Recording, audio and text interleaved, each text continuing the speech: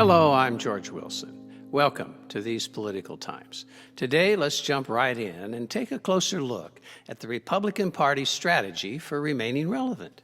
As you may know, the party's seen its membership numbers decline precipitously over the last several years. Today's Republican Party, dominated as it is by its uncompromising anti-democratic right wing, simply lacks enough broad appeal to consistently win majorities. But their strategists have come up with an ingenious plan to reverse their fortunes, stop people from voting who don't vote for them. Brilliant, huh? They've targeted three groups for disenfranchisement: young people, poor people, and minorities. Why these groups? Well, because they're composed of voters who, like most voters, prefer not to screw themselves. Therefore, they tend not to vote for a party that would dismantle their health insurance, attempt to destroy Social Security and Medicare, leave corporate America free to pollute our air and water, and enable the big banks in Wall Street to run roughshod over Main Street. Let's face it, that, in a nutshell, is today's Republican Party agenda. Now, if you're thinking, but wait, I thought Congress passed a Voting Rights Act years ago, outlawing voter discrimination. Oh, it did, way back in 1965. And LBJ signed it into law, and it's been renewed by Congress repeatedly ever since. In fact, it's widely recognized as the most effective civil rights legislation ever passed. But then Shelby County, Alabama, said with an evil laugh, "If you don't declare this law unconstitutional, we're going to saw it all in half." And then they filed a lawsuit. And then the U.S. Court of Appeals found that it was constitutional. And then Shelby County turned on the buzzsaw. And then along came Chief Justice Roberts, fast-talking John Roberts, ideologically slow-walking Roberts, partisan political hack John Roberts. Along came civil rights blocking, he sure ain't locking John Roberts. And my thanks to the incredible songwriting team of Lieber and Stoller and the fabulous Coasters for inspiring that cogent bit of historical perspective. And yes, indeed, along came Chief Justice John Roberts and his merry band of conservative ideologues to rescue Shelby County officials from having to let everyone vote. Oh, and by the way, this John Roberts character, he's the same Chief Justice whose court turned our democracy over to multinational corporations and mega billionaires with its Citizens United decision. Yep, that John Roberts, who will forever be remembered as democracy's faithless sellout, since he cast the deciding vote. But I digress. Regarding the Voting Rights Act, get this. The court's decision was based on the notion that the country had actually outgrown the need for the law. Apparently, they were under the impression that the legacy of lawlessness and racism by Southern officials to deny voting rights to blacks had all but disappeared. And white nationalists wear swastikas as a fashion statement. The Proud Boys carry long guns because they're proud of their endowment. And gun-toting right-wing militia members threaten unarmed officials because they're brave patriots. But not surprisingly, what happened next was entirely predictable. Within 24 hours of the ruling, Texas had announced it would implement a strict photo ID law. And in the years since, Republican states have engaged in countless efforts to disenfranchise voters, from instituting onerous voter ID laws to limiting access to voting by mail, and much more. Which brings me to today's song. It's entitled, "One Man, One Vote."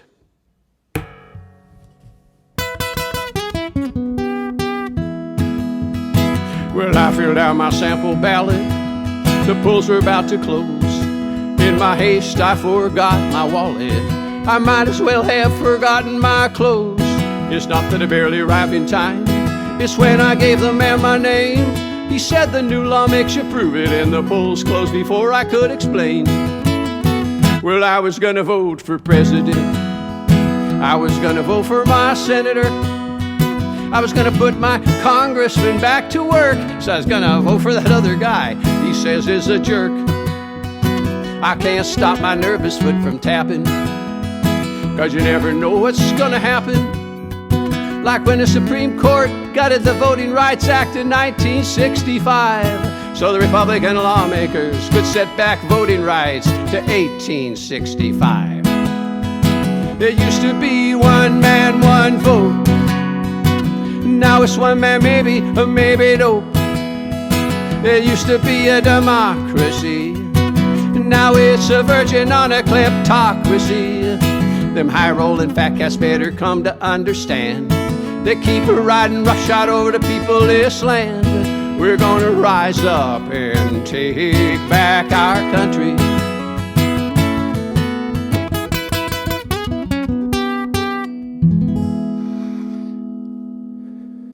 Obviously, though, if we're going to take back our country, we're going to need a Supreme Court that applies logic to its decisions instead of ideology, one that draws on real-world facts instead of its smug opinions.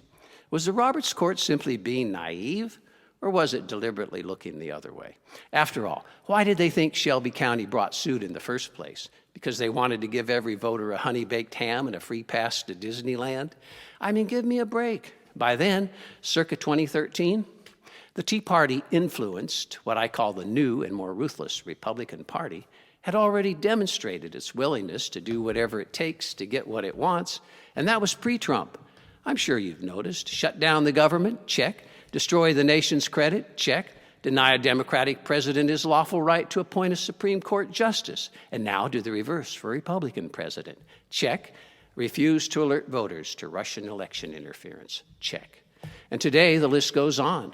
Undermine the rule of law, politicize the Justice Department, ignore constitutionally mandated congressional oversight, hypocritically run up the deficit by giving your fat cat donors a huge tax cut, eliminate workplace safety and environmental laws in favor of corporate profits, destroy careers for political gain. Check, check, check, check, check, and check. Oh, and choose conspiracy theories over science. Check. And of course, now, they've gone on a voting suppression rampage like people have never seen before. It's not that I don't sympathize with the party's predicament. It must be frustrating to realize your only alternative to cheating is, well, not cheating. But they seem shocked that anyone would even suggest such a thing, not with their benefactors' profits on top of profits at stake. Instead, they've turned to the party's favorite technique for getting what it wants. I call it the FactoidBased Scam, as practiced by the party's bought and paid for think tanks. Some prefer stink tanks, in keeping with their malodorous output.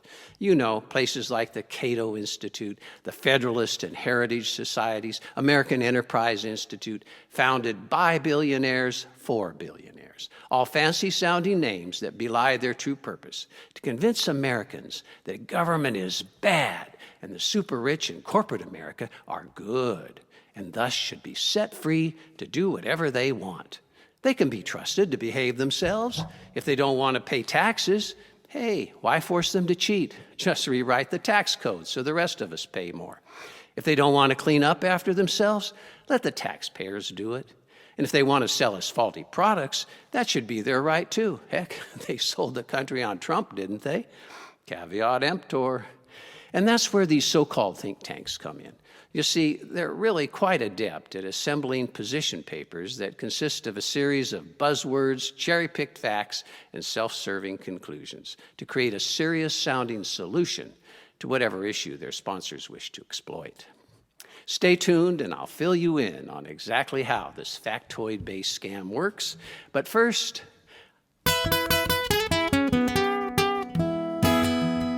well, I was fighting for my rights when up stepped the election police.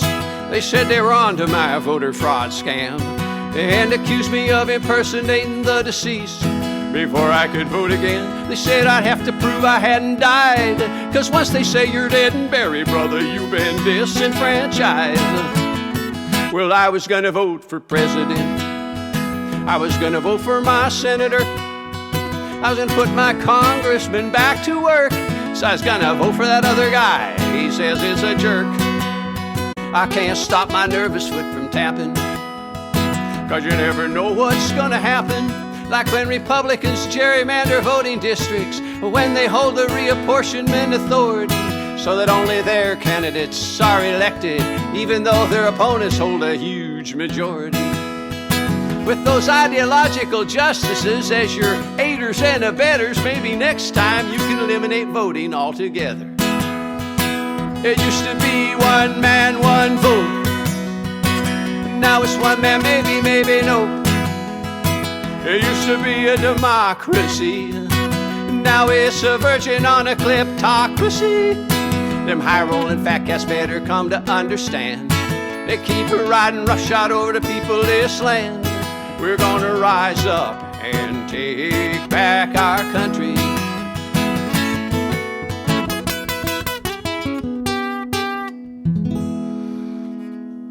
Okay, so what about the factoid-based scam? How does it work? Well, to begin with, it usually consists of two parts. First comes a faulty premise, what I call the big lie. In this case, that legions of voting cheaters are perverting our elections and must be stopped. Never mind that numerous fact-based studies have found voter fraud to be vanishingly rare. Of course, the new Republican Party feels entitled to invent its own facts, in furtherance of the cause, and one of its most creative fabrications, built upon a festering crock of stink tank deception, is that voter fraud is not only rampant, but if left unchecked, will destroy our country as we know it. Heck, I thought Fox News had already done that. Enter part two. Let's call it the bogus solution, which in this case happens to be, drum roll please, voter ID. Ta-da! Yep, voter ID, otherwise known as the Republican Party's go-to panacea for stopping all things Democratic. And that's Democratic with a big D and a little d. You see, that's really what voter ID is all about, making voters who tend not to vote your way jump through hoops to even be in a position to vote their way. Clever, huh? It used to be one man, one vote. Now it's one man, maybe, maybe no. It used to be a democracy. Now it's a virgin on a kleptocracy. Them high-rolling fat cats better come to understand. They keep riding roughshod over the peopleless land. We're gonna rise up and take back our country. We're gonna rise up. We're gonna rise up, rise up. We're gonna rise up, rise up. We're gonna rise up and take back our country.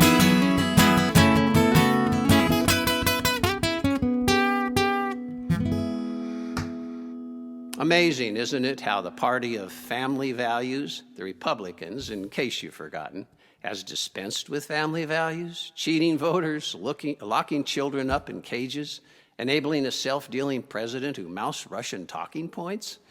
And let's not forget undermining our postal service in the midst of a pandemic to make voting not only more difficult, but downright dangerous, which they seem to think will get Trump reelected. I don't know, maybe the American people are suicidal. They elected him once, or Russia did.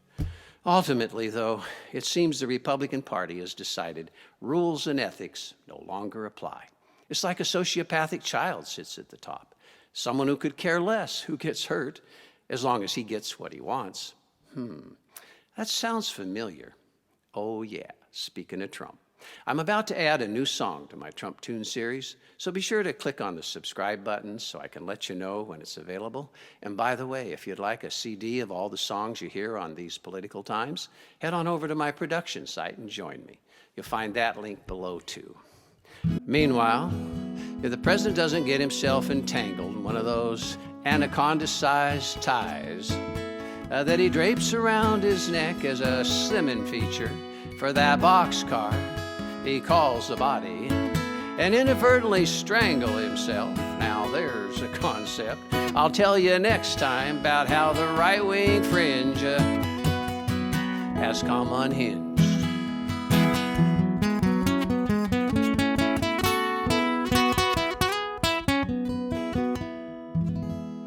Thanks for joining.